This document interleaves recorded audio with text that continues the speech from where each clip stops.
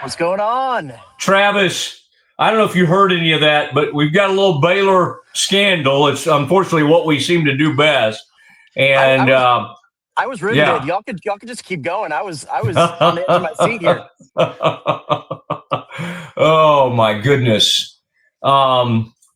Yeah, it's a crazy deal. And Travis, you remember the scandal from a decade ago. You know, this is a whole different thing, thank goodness, but it's still crazy to have the college football playoff.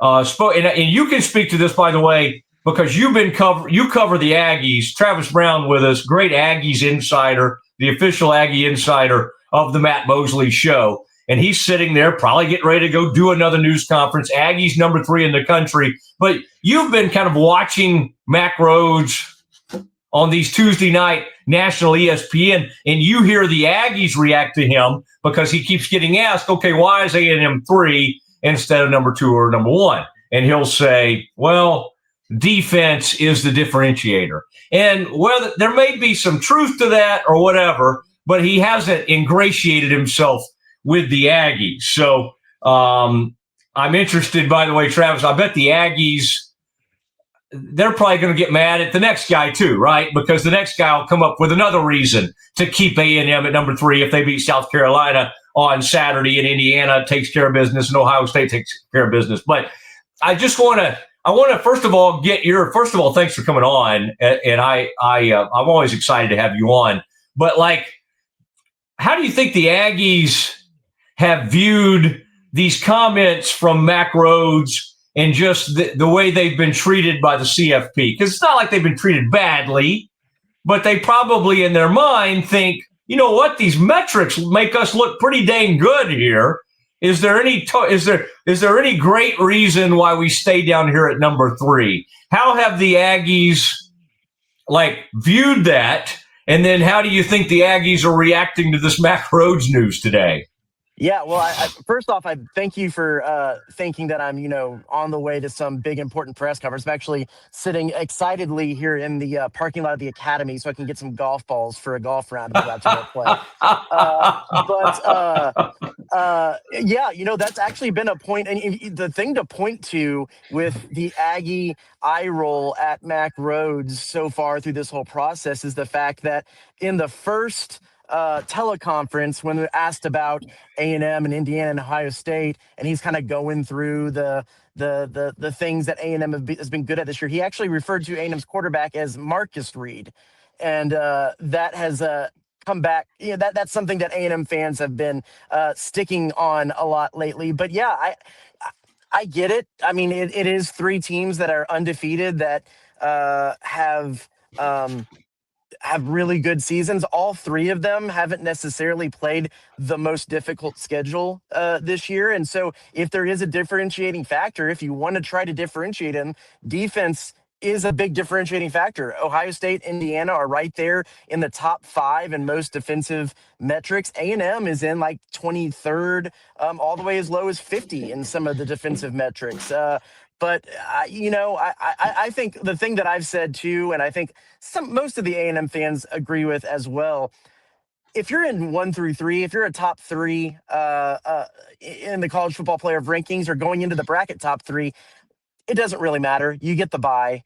Maybe if you're number 2, you get to play a little bit closer to home. But really for A&M, it's either going to be the Cotton Bowl or the Sugar Bowl, probably, if they're in that situation. So what does it matter if you're 1 or number 3 heading into that? I don't know if it does that much.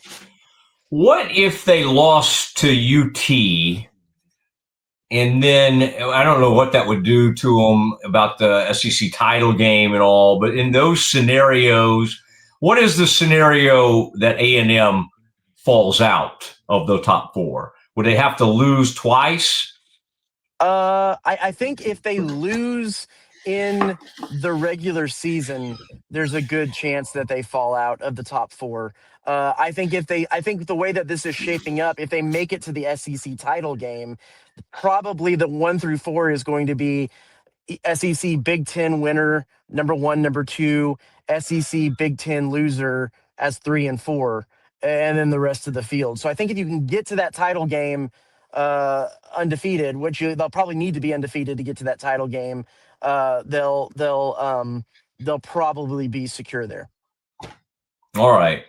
But the Horns could get in this playoff even with 3 losses, is what people seem to think. I'm sure the Aggies love that commentary, but it's kind of wild, isn't it, to watch them struggle and feel like they're in chaos for much of this season. And then you come out and you look at these projected brackets, and there they are. There they are, just sitting right there. And the thought process being they might be able to survive even a loss to the Aggies.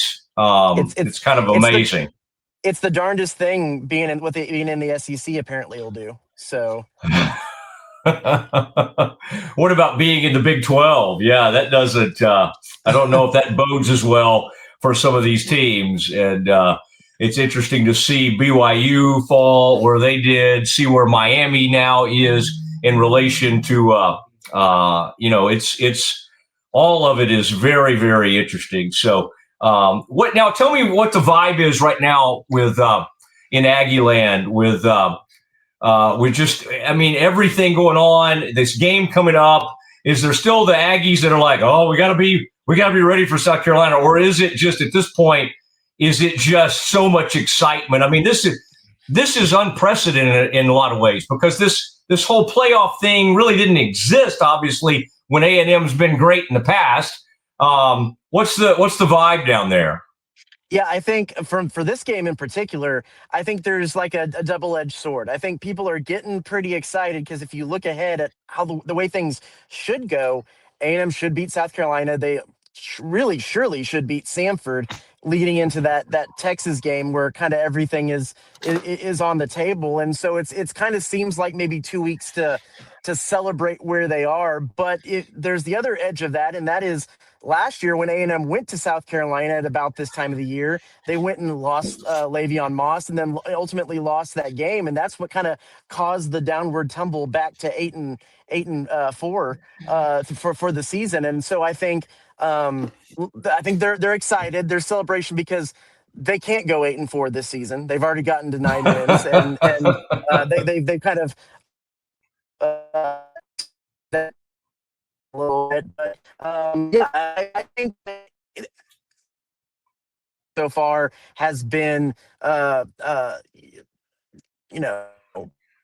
hopeful optimism or cautious optimism through the season. I think it's starting to kind of finally feel like they're getting pretty excited for where this thing could be headed because, like I said, it should be a win. I think it's a 19-point spread against South Carolina and then Samford leading into that Texas game. So right now, things are feeling, I think, pretty good for Aggie fans down here.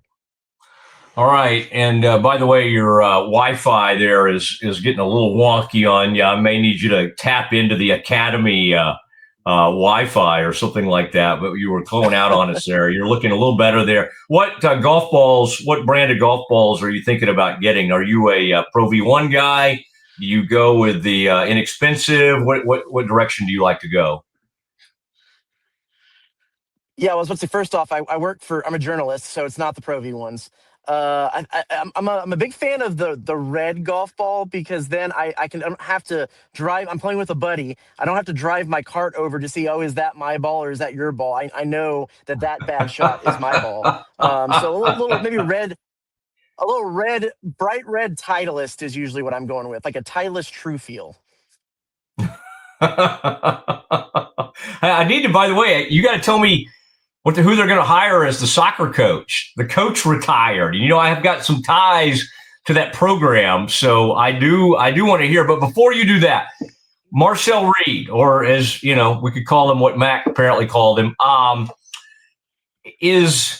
you sensing like if he has like a breakout huge game against South Carolina, and he's had great games all year, but he maybe hasn't put up the numbers that some other quarterbacks have put up.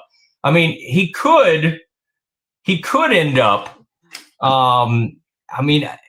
having a huge game in Austin, and that would give him a monstrous Heisman moment. Although that's getting close to a lot of the Heisman voting. It kind of happens right after that. You're going to need to get the votes in by what is it usually middle of December, December. I'm just trying to think how when that is December 6th, something by then. do you think there's a way Reed could vault himself truly into this conversation for the Heisman, or do you kind of think Mendoza, Julian's saying it's those guys to lose?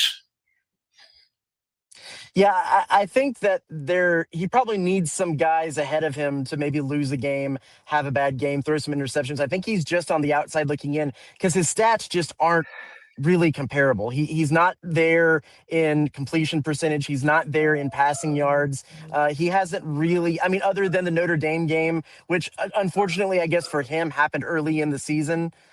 So that wasn't as strong of a Heisman push. I think he's going to need Indiana, Ohio State, one of those teams to maybe necessarily lose. And then for me, he's not even necessarily the best player on offense for A&M. I would put Casey Concepcion and Mario Craver ahead of him if I'm talking about just MVPs for the offense. Now, I get the Heisman now is a quarterback award and everything like that, but I just don't, barring some kind of unbelievable like Max Duggan in the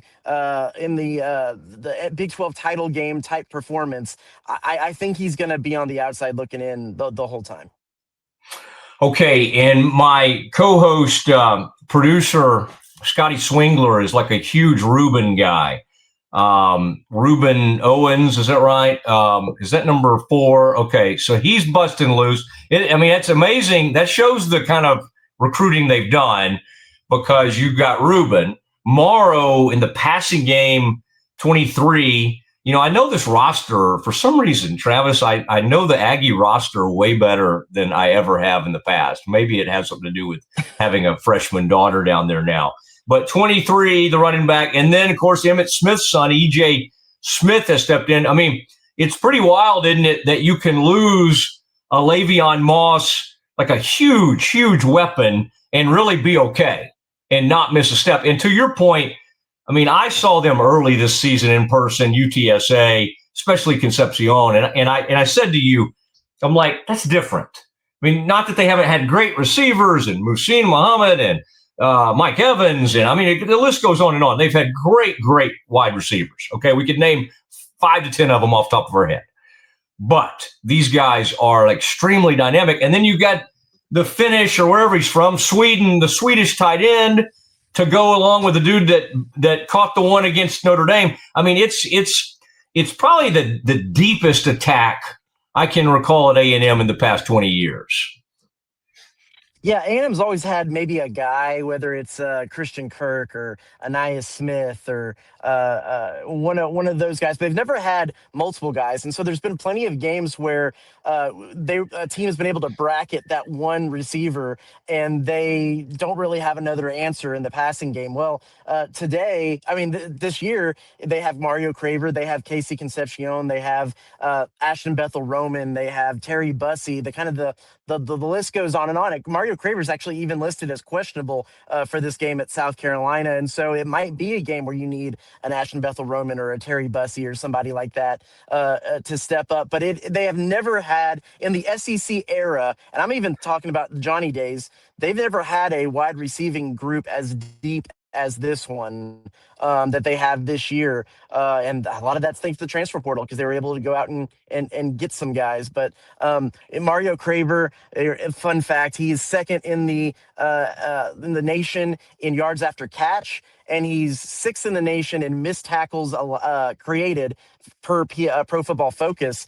They get the ball to him within 9 yards and just kind of watch him slither out of stuff. I talked to his high school coach. He said they used to joke that he didn't have a spine because he just kind of serpentined his way out of tackles.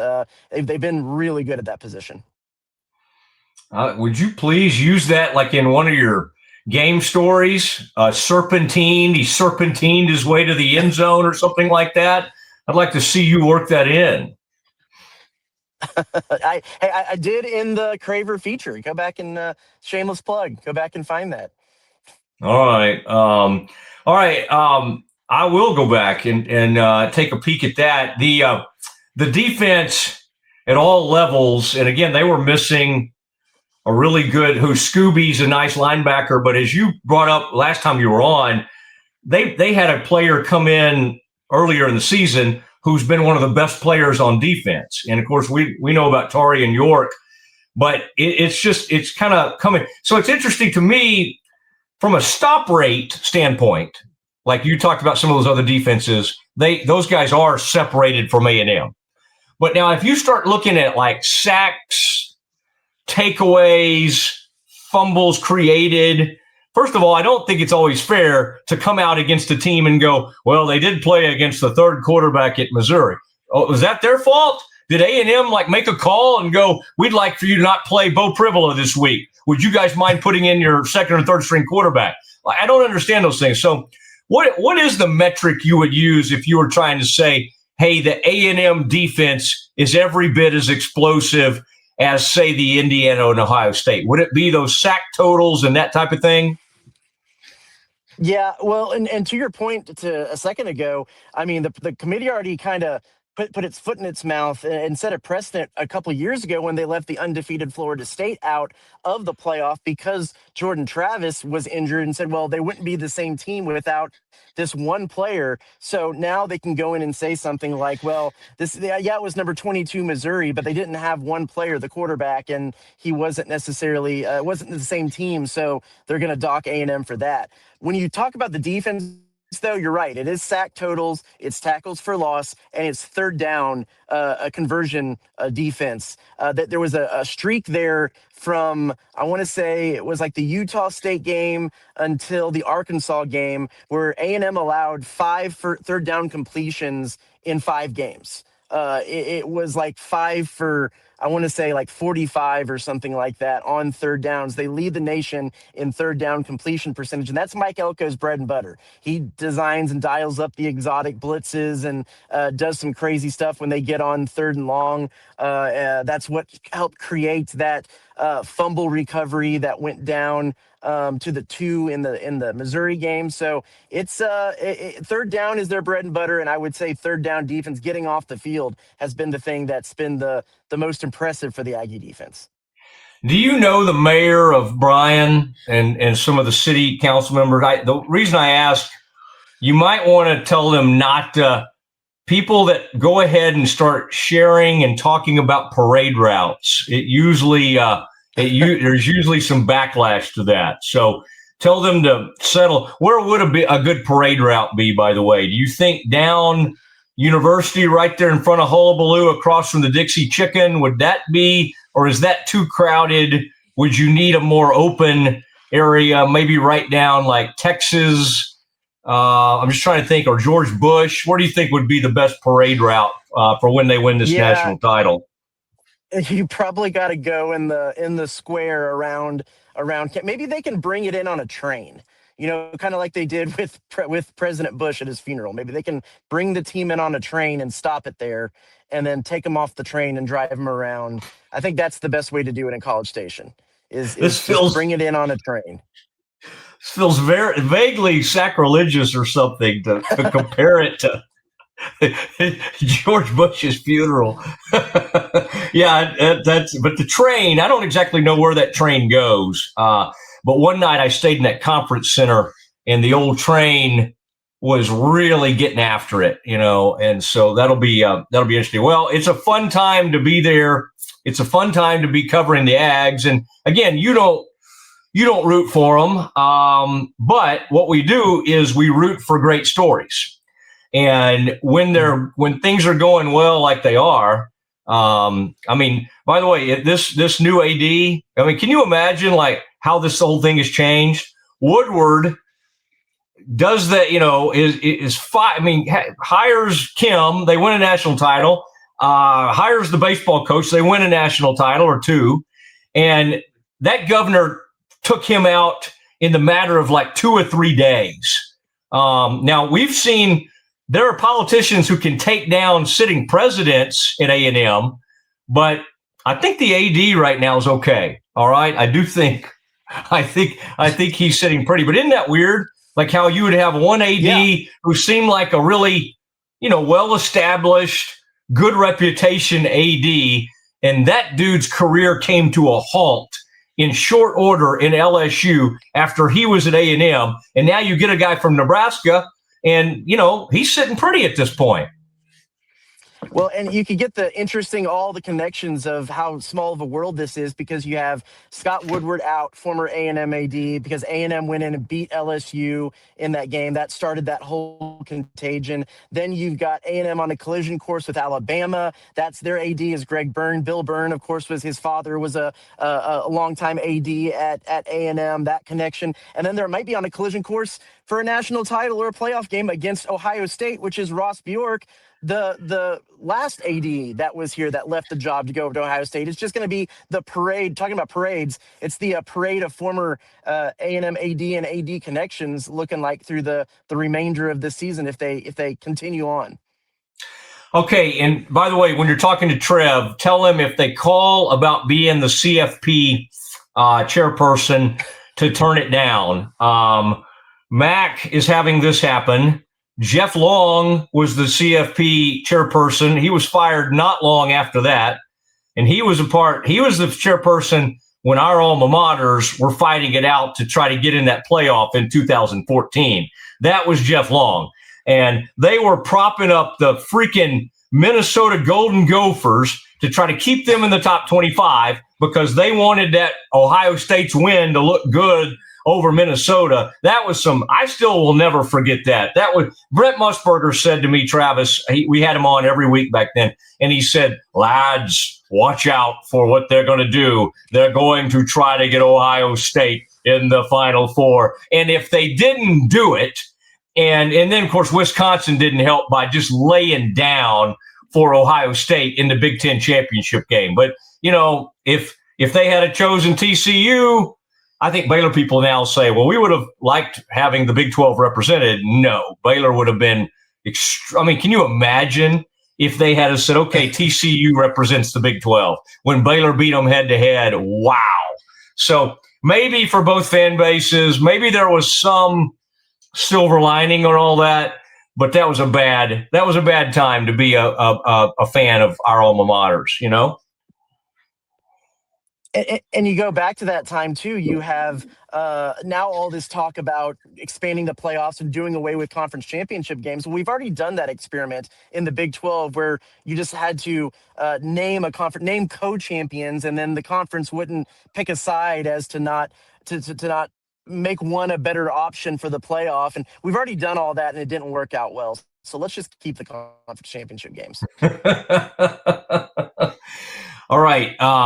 Great to visit with you. I will be on campus. It is Tri-Delt Parents Weekend, and I believe I'm being taken over to like a Pike. The Pikes are having a pregame. I'm afraid it'll be a little different than some of my pregames during my Baylor days, which I don't even remember seeing alcohol before a game, much less consuming any. So that'll be interesting. We'll be moving around campus, and that'll be too close to kickoff because there's no way I'm going to get out there by 8 for you to get to interact with me, because you like to get into the press box probably by 8 or 8:30. But anyway, I hope to see you soon. And what are you going to say?